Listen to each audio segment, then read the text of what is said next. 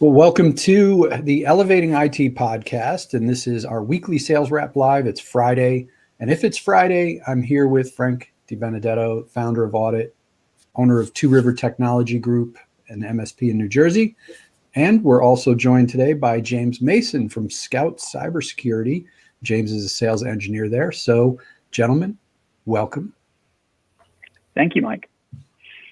What's going on, Mike? We made it another week here, which is always a good thing, right? Another Friday in the books. And yeah, we're looking forward to talking to you, James. I want to learn all about what you guys are doing. Cybersecurity is definitely a hot topic. So always looking to learn. Oh, yeah. Yeah, no, it's fun to be here. Yeah. So, yeah, right, Frank, we made it another week. It's been, it's like we talk each week, in our company meetings, and we go through a process of talking about what we did last week. And it seems like every week for me is exactly like the week before. I know you get out a little bit more than I do. Well, probably a lot more than I do. You're out there selling and talking to clients. But what's exciting this week? What's happened for you guys this week that was fun? News? Anything in general? I can tell you it snowed here in New Jersey on Monday and Tuesday. And then for whatever reason, they gave the kids a snow day on Wednesday when it wasn't snowing anymore. So I couldn't figure that out. Yeah, I think they felt bad. They made them do virtual schooling Monday, Tuesday, and then I guess they felt like, they robbed them of playing in the snow. So Wednesday they were off. I used my snow thrower. I know in a previous episode we talked about how I shouldn't own one because I don't winterize it properly. So this time, I'm proud to tell you that first pull started like a gem. Just purred, did the whole driveway. I went to help my neighbor. My belt broke. Like terrible burning rubber smell. I don't know if you've ever had that. It's a really an awful smell. And I'm proud to say, Mike, that I replaced the belt myself. I was going to have that company. Yeah, I feel like a real man's man today. I have black crap under my fingernails.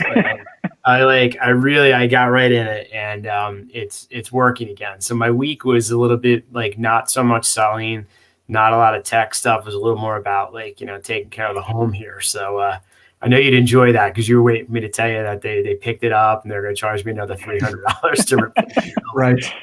Because of you, I did it myself, and I cursed you the whole time because I was filthy. Anyway. It takes you were probably like, if you're like me, you get to the end of it and it's taken you the entire day to do something that would have taken a professional like 15 minutes. And you're like, why didn't I just send this somewhere? You know what I just hate is like, I put remember I told you to put the dishwasher in. I did.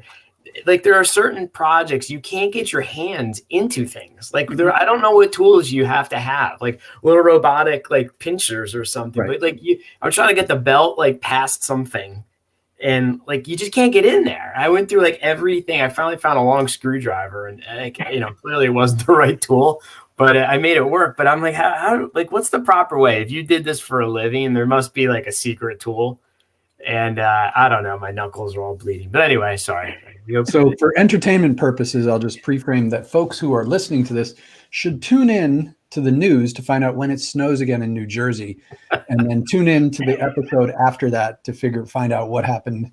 Yeah. And James, just so you know, we always spend like the first couple of minutes talking completely about irrelevant topics. Just Mike and I, we get together, we got it. We just pick at each other, and then we turn serious. So anyway, let's get serious.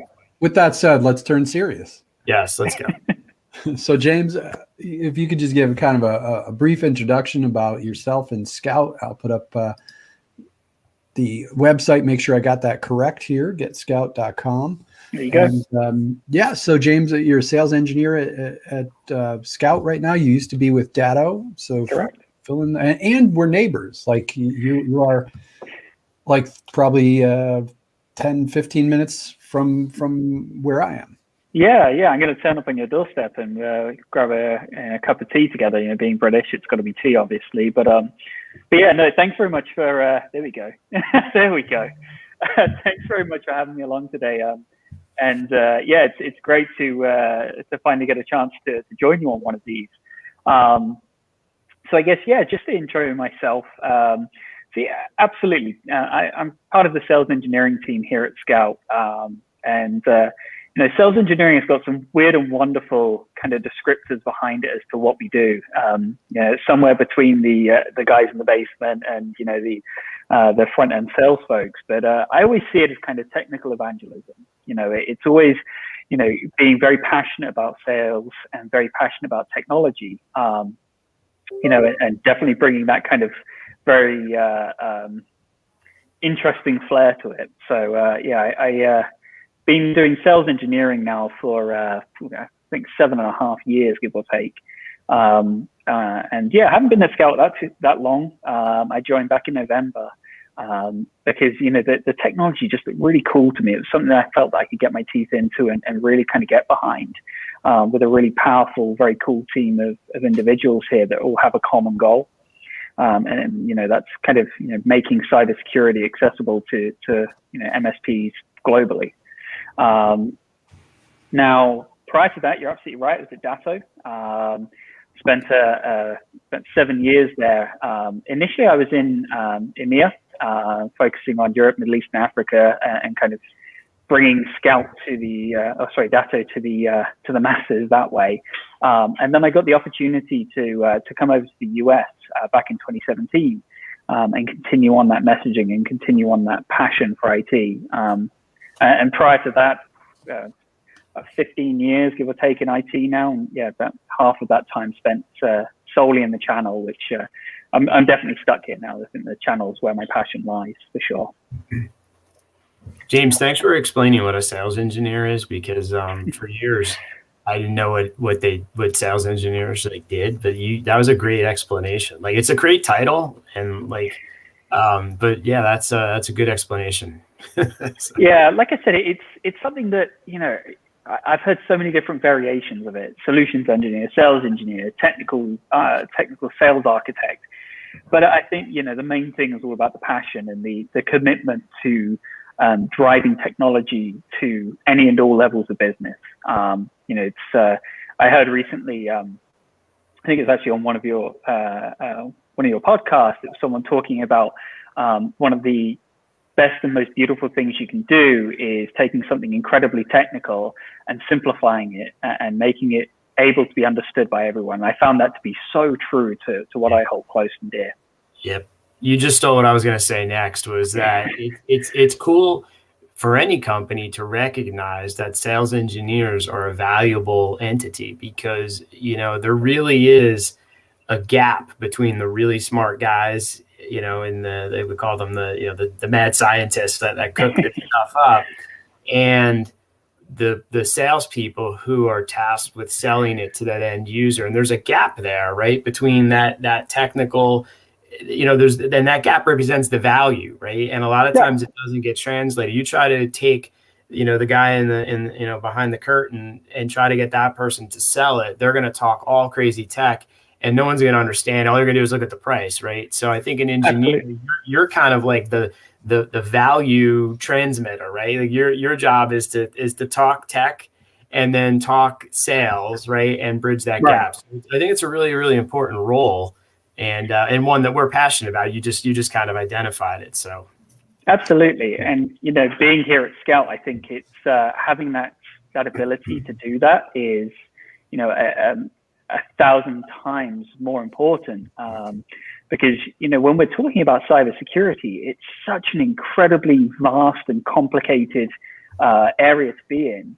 And with us over at Scout, we have 5 primary solutions that we have that we go to market with. And they range from what I would class as kind of a visibility solution set, where you're looking at logs and networking to make sure that we have visibility on everything that's happening in an environment, all the way through to what I again class, kind of my terminology, but kind of the end user experience. When we're looking at things like 365 email and the laptops and desktops, and making sure that everything's protected, with endpoint protection and email solution protection as well. So trying to take that kind of incredibly complex and incredibly vast and diverse knowledge base and say, we're about visibility. We're about, stopping malware. We're about protecting the primary point of attack, which is email, from spam and phishing and things like that. It's powerful stuff for sure. Is Scout channel only? Do you only sell through MSPs, or do you sell to the end users as well? No, so we're channel only, and it's an interesting story of ours. We actually just hit our seventh birthday, if you will, maybe last week, I believe. And for a short time in our history, we did sell direct, and this change happened, and it kind of there's a decision internally that just made so much sense. We're very much the security advisors and security experts, but when it comes to being that front-facing customer advocate and customer trusted advisor, there really is no better conduit for bringing cybersecurity to them than MSPs. So yeah, we've been channel only since. It's been years now that we've done that. We did that change, and now we're bringing on managed service providers globally that again, are very passionate about cybersecurity and making sure their customers are protected up to the maximum degree possible. Yeah, so Mike and I talk a lot about that supply chain for channel only vendors. Now, I have an MSP, so we love channel only because you can't sell direct, right? So right. You can only come through an MSP, but it also means the MSP is the bottleneck in the supply chain, right? From a sales perspective. So, Scout has a product or a service that you want to sell, but the end consumer, like we're not the consumer, the MSP, we're not the consumer because we're reselling it right to the ultimate end user, which, are my clients, right? So if I, as the MSP, can't sell or easily sell your product, it doesn't matter how many partner MSPs you have, you're not moving the product, right? And, most MSPs don't want to buy the shelfware. So it's not like we're buying it and we're stuck with it, right? Typically, it's just nothing's moving. So that sales aspect, the training aspect for an MSP is so important. And so many vendors don't do a good job at teaching the MSPs how to sell their product, right? They tell them all the technical stuff, like the engineers, like the tech side, but there's not that sales aspect of it. And that's where we find, some of the vendors are remiss in realizing that if that MSP can't sell your product, you're not gonna do well either, because you're not selling anything. The MSP's not selling it. And the real loser is the end user, right? Because they don't get SKOUT Cybersecurity, and now they're unprotected, right? 100%. Yeah, I think one of the biggest issues in the channel, 100%, is kind of I guess the best way of putting it is kind of a blasé attitude to, we are very much focused on the fact that, our solution is the best and everyone's going to understand it, but without that kind of very base level and base set of how to sell very complex things into markets that maybe have no real understanding of what it is that technology even does for their company. They just know that they have a laptop and it connects back into the network somehow, and there's a thing on the ceiling that gives them wireless internet. There can be a massive pitfall with regards to getting that technology through that hurdle. And I think, obviously I'm biased, but I think it's something we do pretty well. We've got an incredible sales and marketing team here that, again, are so passionate, so focused and committed into the channel that, it's not just a case of, sell it and forget it and just kind of send you on your merry way. It's a true partnership. And that's definitely what it has to be. There can never be a mentality of, well, I've onboarded you, so go and sell it, go and see your customers and tell them all about it. There always has to be a partnership. And, my biggest love is getting on the phone with our partners' customers and having those conversations with people that, they think because it's got a cable, it's IT, and, the MSP is the person that looks after it, even if it's the kettle. It's something that, I really do love, truly. Yeah, I think there's two sales there, right? As a vendor, your initial sale is the MSP, right? Right. And arguably that's probably the easier of the two sales because you're pitching tech to techies, right? I mean, we Right. are all drawn to this stuff. So when you're showing, from the front of the stage at a an event, industry event, the MSPs love this stuff. But what a lot of MSPs forget is that our love and passion of this tech doesn't translate to a sale necessarily to the end user, right?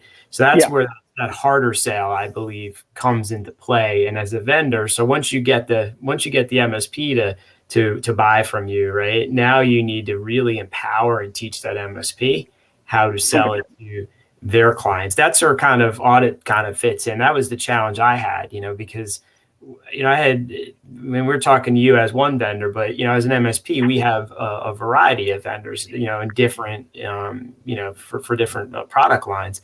And it's harder and harder every day with more and more products and services out there, new categories being created for us as MSPs to know how to effectively communicate, show the value, and continuously get our clients to spend more money on all these products and services that we are passionate that we feel that they need, but sometimes they're just looking at the dollar and cents part of it. So I think it's really important to focus on that second sale.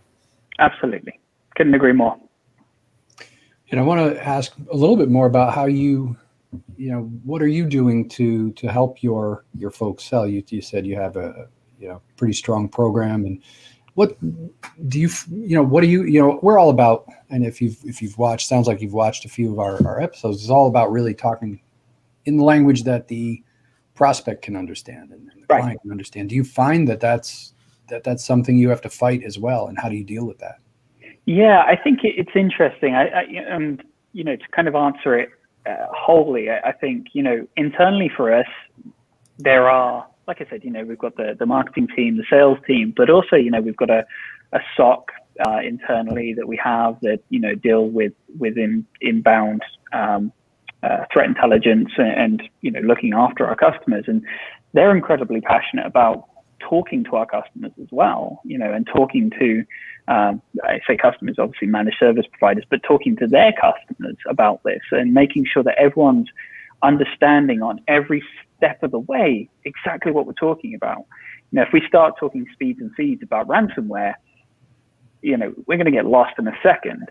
But talking about more so the impacts of ransomware and talking about kind of the why behind it, I think is the most powerful part.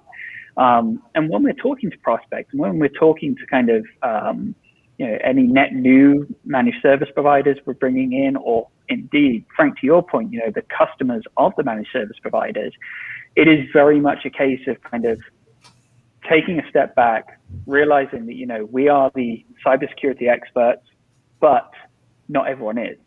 So we have to take a second to kind of level set and talk about the, first off, the complexity level of understanding. It's gaining that insight into, all right, well, what's your role within the organization? What are you about? What's your technical understanding? And then kind of going in it from that angle and talking about kind of the why behind it. And, I think some of the most powerful stuff is talking about, the idea of like social engineering and things like that, because social engineering, you can obviously tie into, email, you can tie into social media, things like that. And everyone's got their hands on email and social media and the such like. So, I think from that side of things, it's finding an in that people can relate to, people can understand, and then diving into the slightly more technical once we've kind of set that level. And then, again, just keeping in mind the whole time that not everyone is a nerdy guy like me that, understands the intricacies of Microsoft logging and things like that. I don't think anyone truly understands that, but, it's very much understanding it from the end user and the MSP perspective for sure. What's the is SKOUT an acronym? I noticed they're all capital letters, so is like each letter stand for something, or is it just the way you guys run it? Just the way we roll.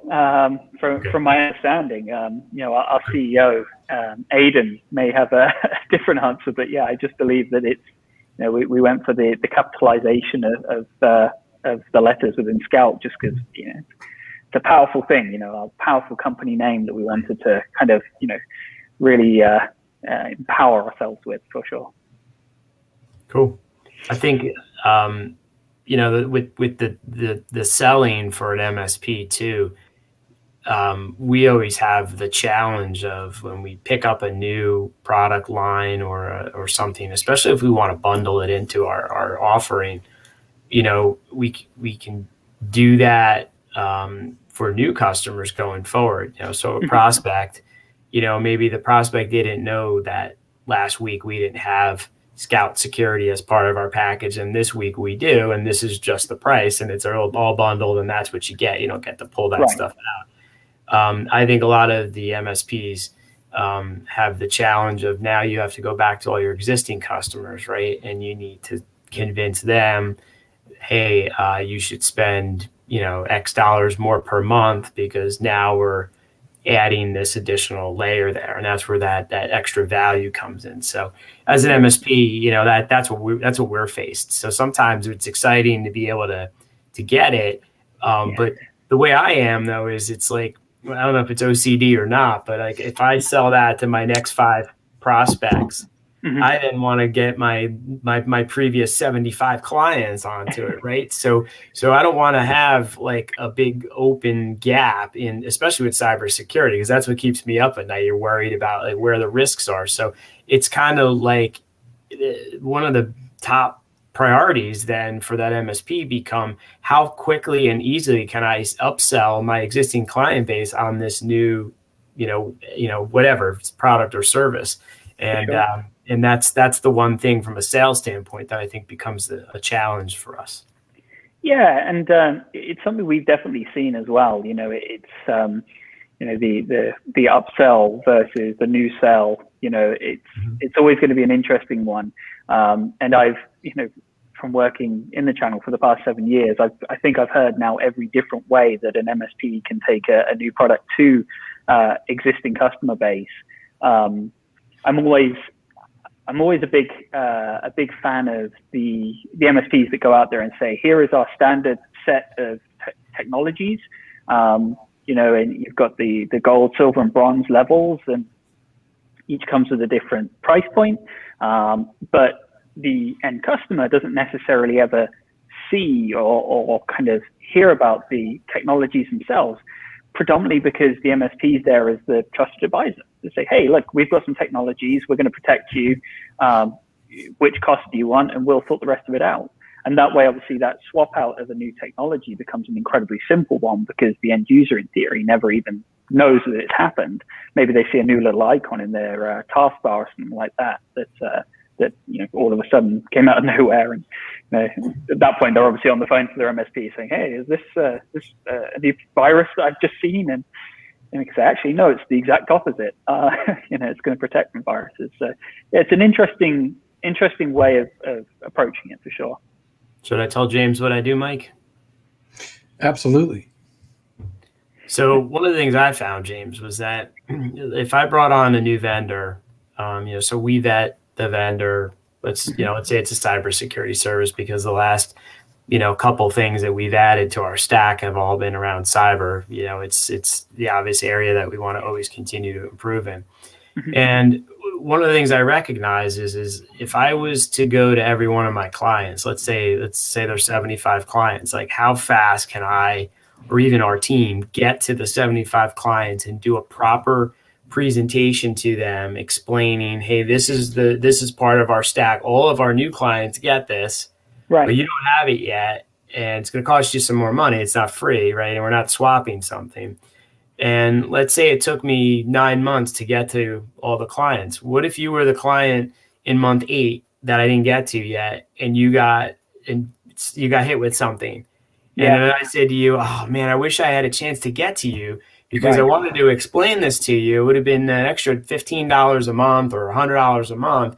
But yeah, we would have totally blocked this or prevented it. They would want to wring my neck, right? So the process that I've gone through with my clients using audit is we score it, and it's we use color. So red and yellow are bad. Green is good. It's pretty obvious. And then we score it, right? So our clients have gotten used to that. If I show up with a red or a yellow box, there's a problem. And they immediately say, what is this? So I've got my clients to the point now where what I could do, and Mike knows I did this twice during the pandemic, right? So the last 11 months, I guess you could say, I added a couple of products in there, in the cyber realm, and I just automatically increased the price. So just as an example, let's say it's $5 more per endpoint. Let's say I'm paying $250, right? So I go in there, and like on a particular month, I've now added that, and essentially, if I had 1,000 endpoints, right, I've increased my MRR by $5,000. Yep. And I've increased our net income by $2,500. And what I've done now, and I view this as a triple win, is one, I've rolled this out across the whole client base. There's no gaps. Like, I'm not saying, oh, I really wish I could get this client on because they're exposed. I now can sleep good at night, right? I've increased my revenue, which is good for me. The client got the product or service they need. Now, in the off chance that the client says, hey, what happened here? Our bill went up. I go, hey, I didn't want to wait 8 months till our next business review to tell you about this product that you really need. If you want, we can remove it. We added it automatically, but here's what it's doing. Now I've got an opportunity to focus only on the people who are questioning it. All the other ones that go, hey, you know what? Frank's got our back. Like, he's our trusted advisor. It is what it is. Now, I couldn't do this. I can't raise their price like $1,000 in a month. So I get it. There is a threshold there, but that's what I do. And Mike will tell you, I think I had one client question me, hey, our bill went up during the pandemic. They were kind of like a little bit offended. And I said, no worries. I said, but I'm trying to protect you. You got you have all these employees now working remotely. We have a little bit less control over what we had when you were in the office. Here's why I thought this was really important. If you'd like, we can take that off. But I didn't want to show you a red box on our next business review and have you question, like, why didn't we? It was only another $50 a month. Why didn't you just do it? So they said, oh, no, that's fine. That's all the explanation we're looking for. And that was it. We went on our merry way. So I've done that. And the last vendor I did it with had said to me, well, look, we don't expect you to roll this out to, 1,800 endpoints all at once. And I said, don't underestimate it, because exactly. I'm not going to do a ramp up over a year. If this is this important, everybody's getting it, and then everybody new is going to have it bundled in. So anyway, that's how I sell. I know it's a little unique. Some people think that's aggressive, but I can tell you it works. And from a new sell or an upsell or cross sell, we know that a new sell is a whole lot harder, right? It's a whole lot harder to get a new client. It's a whole lot easier to go to people who know you, like you, and trust you. Right. And upsell or cross sell them. And you can increase your monthly recurring revenue and your income a lot by just selling into your existing base, especially if, it has to be good product and service. You can't just frivolously sell stuff. But, assuming we're passionate and that we agree that they need it, it's a great way to drive your business forward. Yeah. I want to hear, James, I want to hear your response, your thoughts on that as well. But Frank, before that, I want to ask you one question that I didn't think to ask you until now is, do you have something in your contract when you sign up a new client that says we may raise your price or your price could go up? Obviously you're going to refund them if they complain. You're going to take it off their bill. You're going to refund them, so there's no harm. But did you do something up front to kind of make that more palatable or easier, I guess, for you to do? No, because I don't think I need to reserve the right to say I may come to you and sell you something that I think you need later on down the road. We do talk about price increases. So this to be clear, this isn't a price increase. We're not saying, hey, we were charging $100 a month and now we're charging you $105 because we raised our rates just because it's March, right? This is, you're getting something extra for it. So I don't, Mike, I don't know if that's a legal snafu, but in my mind, all I'm doing is I'm selling them something, and if they come back to me and question it, my answer is never, hey, I raised my prices. It's, oh, hey, I gave you this extra stuff of value. Happy to review it with you now. Because again, I feel like, what am I doing? I'm spending the time only on the people who are going to question it, right? Why am I going to spend all my time selling people who are going to buy it anyway from me at the expense of not getting to all the others because there's only so much sales capacity, right? So that's how I approach it. But yeah, James, I would be curious for your reaction. If you think that's aggressive, am I crazy or? I think I have a few different kind of responses to it. I think first and foremost, you hit the nail on the head with regards to trusted advisor, in my opinion. The MSPs as a whole are the extension to an end customer environment. You guys are the boots on the ground. You look after all technology requirements, and you're tasked with being the shield to protect against anything that may go wrong. So I think, that is a very powerful thing to be able to say, hey guys, look, I'm going to do my best. Maybe this is an initial conversation. I'm going to do my best to protect you, but technology moves at such a pace that next week, something that I, have thought is the best thing since sliced bread for the longest time is going to be outdated. So I'm going to be constantly updating and refreshing my portfolio to make sure you guys are at the most protected level you possibly can. And do I think you're crazy for doing that? Absolutely not. No, I think that's probably one of the most sensible ways of protecting customers, no matter what we're looking at, whether it's cybersecurity or disaster recovery or, patch management or whatever it may be.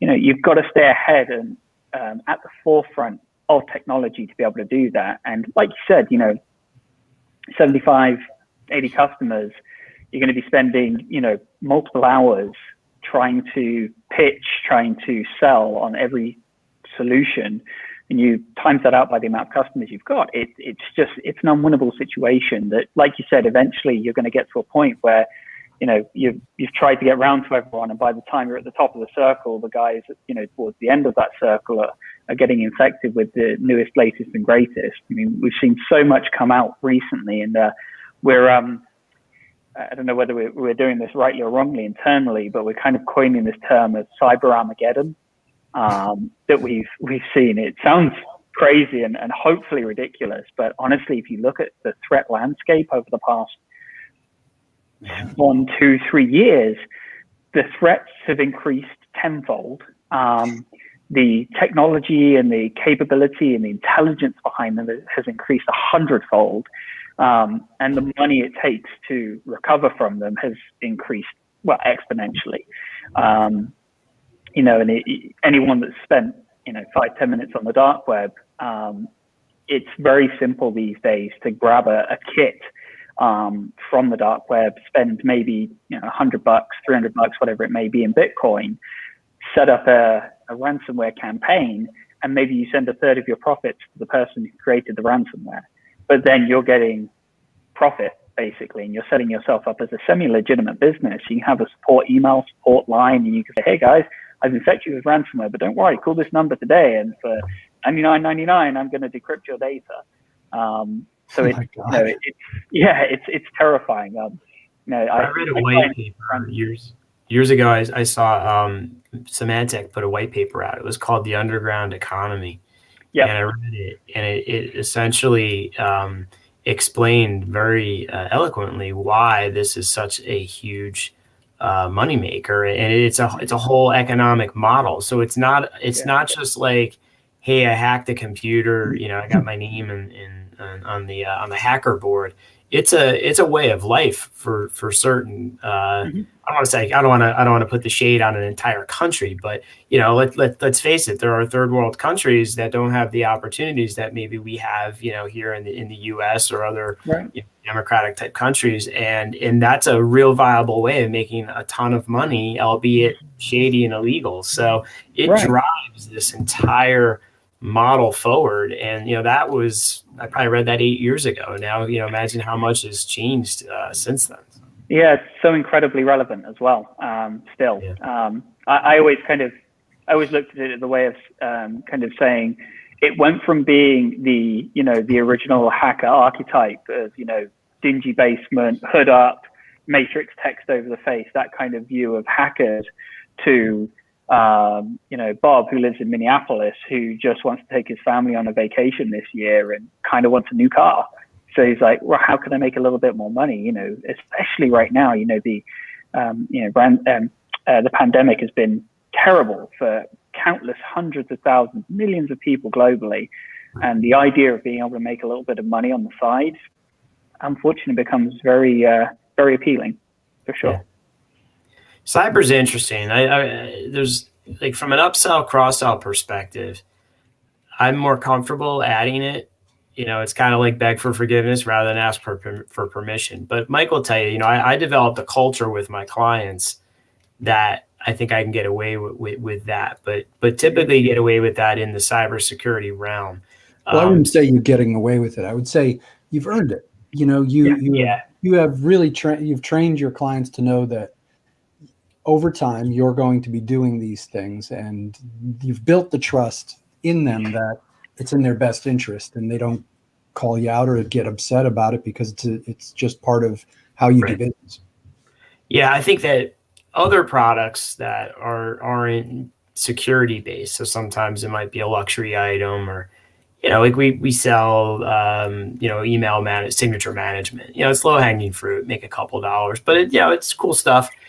Like, I would never just put that on the client's contract and say, oh, I thought that would be nice for you to have, right? So the times we've done this have really been around the security realm. And again, I'd rather say, sorry, I'll take it off your account than say, sorry, I didn't get a chance to put it on your account. So that's kind of the mentality. And Mike's right. I have built that culture and earned the trust and the right to be, there's, it's a little bit of a gray area, but there is that trust element that allows it. But I've proven it, because if I was to give you a report and, I said, hey, I did an evaluation and everything was green except one box that's red, mm-hmm. You're naturally going to say, what's the red box, right? And if that red box was the area that SKOUT Cybersecurity could solve for, and I said, well, hey, had you bought that from us, that red box would be green. Mm-hmm. It's highly motivating, and it's so simple. Yeah. I mean, I haven't even talked tech. I don't even know what they wouldn't even know what SKOUT Cybersecurity does. All they know is there's a red box, and it brought their score down a little bit, and there's a problem. So they say, well, how much is that? Oh, it's X dollars more per month. And then we do get into the discussion. They want to know what it is. I mean, I'm not just selling them. I kid around. I say I sell green boxes, but on the surface, it's what I'm doing. Underneath it, though, there is a product or a service or solution. I've also found something's interesting too in the industry. I've been around for a long time, and as you know, every couple of years, certainly at least every decade, there's a new shiny thing or a category that everybody's flocking towards, right? So there was a time where everybody was like all about what RMM tool were you using, mm-hmm. right? Bouncing around to those. BDR was a big one. Cloud was a big one. And then cyber, I think, has been probably the biggest of them all. And it's lasted for a long time. I think like as cloud became more popular, BDRs kind of came down a little bit. There's less on-prem things to back up. So as technology changes, some of the things that were super exciting went away. One thing for me, though, that I found was that the pandemic exposed was, I think that some MSPs have been so drawn towards cybersecurity that they lost focus on business continuity. And what I will contend is that a lot of MSPs were scrambling when mm-hmm. the clients can't make it to the office. All of a sudden, when you're like, hey, shelter in place, the client's like, hey, all this cybersecurity stuff is great, and we don't dispute that it's important, but I can't get my files. I can't get to my data. Mm-hmm. I can't get to the server, because let's face it, some people, put some files in the cloud, but there's always other stuff they can't. I can't get to QuickBooks or something. Right. So, talk to me about that. Do you think that happened a little bit, where maybe MSP is so blinded by all the cyber stuff they forgot about business continuity? Yeah, 100%. And it's a very interesting point to make, that I think the biggest part about that kind of rings true to me is this kind of never-ending circle within technology of, everything needs to be held locally, everything needs to be held on a main server, everything needs to be held locally. And, you go back to the 80s where everything was mainframe and dumb terminals, and then all of a sudden the shift went to personal computers and we all had everything held locally. And, now it's a case of, well, the mainframe is held in the cloud, and, I've got a fairly bog standard laptop that, compared to, what it could be is a very underpowered machine. There definitely needs to be a shift of focus with regards to, where data lives, how we protect the data, and also, 100% how we protect the entirety of the network. It's the old saying of, you don't want to have all your eggs in one basket. It kind of rings true. You definitely need concentric layers of security. Right. And that very much encompasses, the protection at the end customer, their laptop, their desktop, whatever that may be, protection at the network level, protection at the server level, protection at the perimeter level. And then should all else fail, a really solid solution to back systems up and recover in the case of catastrophic failure, or, the biggest one obviously being ransomware. The price of ransoms increased last year, moving into this year up to I think the average was something to the tune of about $100,000. When I first started looking at ransomware, with kind of a day-to-day interest, I think the ransoms on average are about $300. This is going back a few years ago now. And you take that back even further to, the first ransomware that ever came out, which was the Age Trojan back in 1989, where the guy was asking, I think it was like $100 or something like that. And you had to send him a banker's check to his house. And he would then send you the decryption floppy disk, because it was all kind of the massive floppy disks that, I'm sure we remember, but some people don't. But, obviously things like that, like I said, to start with, the complexity and the logic and the sophistication has increased tenfold. I mean, that guy, Dr. I forget his name. He was an AIDS researcher, an AIDS researching doctor, and he decided to send out about 300,000 disks. He got caught really quickly because he was giving his address out. I was going to say, that's like an easy way to get caught. Yeah. I think that the silver lining to that story was the fact that he gave all the money that he gained, his ill-gotten gains, to the AIDS Foundation for research against the virus. So Robin Hood. A Robin Hood of his time and day and era. But obviously nowadays, not so much. We're looking at RSA 2048, RSA 4096 encryption, which it's going to take us the rest of time to decrypt if I try with my laptop today. So the power behind cybersecurity, the power behind backup, disaster recovery, business continuity, having all the tools in place, and again, concentric rings of security and concentric layers of security is definitely what we need for sure. I think that the worst time to sell something as an MSP is when the client needs it, because it's, you just feel like you're hitting them when they're down. And, I often look at the, like when we get prospects that come to us, I often look at the situation that they're in, and our best prospects are some other MSP's clients. It's just, that they're already, the prospect's already spending money every month. And so I don't have to take them from like break fix to managed services, which is hard. I just need to show them, hey, you get more for your money or better value, or we could do a better job. And like the latest prospect we got was a law firm, in the middle of the pandemic. Their MSP switches them to SharePoint. But, they didn't get rid of the server. Why? Well, because there's two line of business apps, right? So their time billing product and their QuickBooks program, that can't go to SharePoint. So it's not a full solution, right? And why are they looking now? And I wish other MSPs would understand that. You can't solve little bits of the problem at the time that the client is already under duress, because they start looking elsewhere. And, especially younger MSPs, like that's like a big lesson to learn. Like you need to be proactively educating and staying ahead of this. If you wait till your client asks you to figure out how you could access QuickBooks and then you become a splash top reseller and go, this is cool, I made $4 a month now on these 2 computers, your client is going to look somewhere else, right? And so for me, I don't want to put myself in that position. I'm never going to be the guy that makes money on selling remote control solutions when the clients can't access their stuff, right? And this was what I think the biggest failure on the push for cloud was, is that MSPs looked at cloud and, there's a first time there was another big vendor to taking a bite of the apple, and they thought that you couldn't make enough money.